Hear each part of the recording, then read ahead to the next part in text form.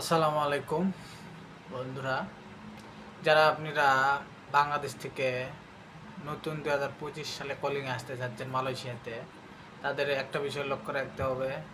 আপনি কাজ যাই জানতে পারেন, সমস্যা নাই, কিন্তু আপনি ভাষার দিকে লক্ষ্য রাখতে হবে। আপনি যদি ভাষা শিখেন তাহলে আপনার অনেক সহজ হবে। বিভিন্ন কোম্পানিতে আসেন, ফ্যাক্টরিতে আসেন, কন্ট্রাকশনে আসেন, মেইন হলো ভাষার দরকার। আপনি ভাষা জানলে বসের সাথে কথা বলতে পারবেন, আপনি মালায়ুকানের সাথে কথা বলতে পারবেন, কেরানিকের সাথে কথা বলতে পারবেন, আপনার বিষয় আদি খুলে বলতে পারবেন।